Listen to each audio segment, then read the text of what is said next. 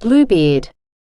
Originally published as La Barbe Bleue in Charles Perrault's Histoires aux Contes du temps passé, avec des moralités, Contes de ma mère in 1697, and translated by Andrew Lang in the Blue Fairy Book, in 1889.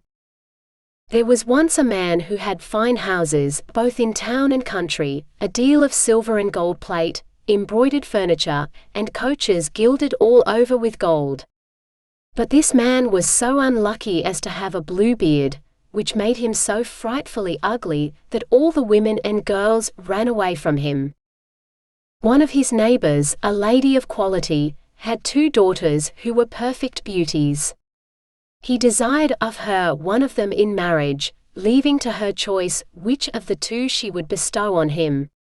Neither of them would have him, and they sent him backwards and forwards from one to the other, not being able to bear the thoughts of marrying a man who had a blue beard.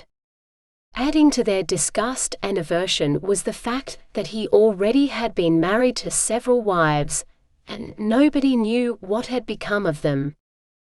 Bluebeard, to engage their affection, took them, with their mother and 3 or 4 ladies of their acquaintance, with other young people of the neighborhood, to one of his country houses, where they stayed a whole week. The time was filled with parties, hunting, fishing, dancing, mirth, and feasting. Nobody went to bed, but all passed the night in rallying and joking with each other. In short, everything succeeded so well that the youngest daughter began to think that the man's beard was not so very blue after all, and that he was a mighty civil gentleman. As soon as they returned home, the marriage was concluded. About a month afterwards, Bluebeard told his wife that he was obliged to take a country journey for 6 weeks at least, about affairs of very great consequence. He desired her to divert herself in his absence, to send for her friends and acquaintances, to take them into the country if she pleased, and to make good cheer wherever she was. "Here," said he, "are the keys to the 2 great wardrobes, wherein I have my best furniture. These are to my silver and gold plate, which is not every day in use. These open my strong boxes, which hold my money, both gold and silver, these my caskets of jewels. And this is the master key to all my apartments. But as for this little one here, it is the key to the closet at the end of the great hall on the ground floor. Open them all, go into each and every one of them, except that little closet, which I forbid you, and forbid it in such a manner that, if you happen to open it, you may expect my just anger and resentment." She promised to observe, very exactly, whatever he had ordered. Then he, after having embraced her, got into his coach, and proceeded on his journey. Her neighbors and good friends did not wait to be sent for by the newly married lady. They were impatient to see all the rich furniture of her house, and had not dared to come while her husband was there, because of his blue beard, which frightened them. They ran through all the rooms, closets, and wardrobes, which were all so fine and rich that they seemed to surpass one another. After that, they went up into the 2 great rooms, which contained the best and richest furniture. They could not sufficiently admire the number and beauty of the tapestry, beds, couches, cabinets, stands, tables, and looking-glasses, in which you might see yourself from head to foot. Some of them were framed with glass, others with silver, plain and gilded, the finest and most magnificent that they had ever seen. They ceased not to extol and envy the happiness of their friend, who in the meantime in no way diverted herself in looking upon all these rich things, because of the impatience she had to go and open the closet on the ground floor. She was so much pressed by her curiosity that, without considering that it was very uncivil for her to leave her company, she went down a little back staircase, and with such excessive haste that she nearly fell and broke her neck. Having come to the closet door, she made a stop for some time, thinking about her husband's orders, and considering what unhappiness might attend her if she was disobedient. But the temptation was so strong that she could not overcome it. She then took the little key, and opened it, trembling. At first she could not see anything plainly, because the windows were shut. After some moments she began to perceive that the floor was all covered over with clotted blood, on which lay the bodies of several dead women, ranged against the walls. These were all the wives whom Bluebeard had married and murdered, one after another. She thought she should have died for fear, and the key, which she pulled out of the lock, fell out of her hand. After having somewhat recovered her surprise, she picked up the key, locked the door, and went upstairs into her chamber to recover.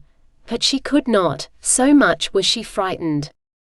Having observed that the key to the closet was stained with blood, she tried 2 or 3 times to wipe it off, but the blood would not come out. In vain did she wash it, and even rub it with soap and sand. The blood still remained, for the key was magical and she could never make it quite clean. When the blood was gone off from one side, it came again on the other. Bluebeard returned from his journey the same evening, saying that he had received letters upon the road, informing him that the affair he went about had concluded to his advantage. His wife did all she could to convince him that she was extremely happy about his speedy return. The next morning he asked her for the keys, which she gave him, but with such a trembling hand, that he easily guessed what had happened. "What," said he, "is not the key of my closet among the rest?" "I must," said she, "have left it upstairs upon the table." "Fail not," said Bluebeard, "to bring it to me at once." After several goings backwards and forwards, she was forced to bring him the key. Bluebeard, having very attentively considered it, said to his wife, "Why is there blood on the key?" "I do not know," cried the poor woman, paler than death. "You do not know," replied Bluebeard. "I very well know. You went into the closet, did you not?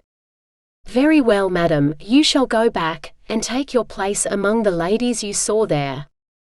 Upon this she threw herself at her husband's feet, and begged his pardon with all the signs of a true repentance, vowing that she would never more be disobedient. She would have melted a rock, so beautiful and sorrowful was she, but Bluebeard had a heart harder than any rock. "You must die, madam," said he at once. "Since I must die," answered she, looking upon him with her eyes all bathed in tears, "give me some little time to say my prayers." "I give you," replied Bluebeard, "half a quarter of an hour, but not 1 moment more."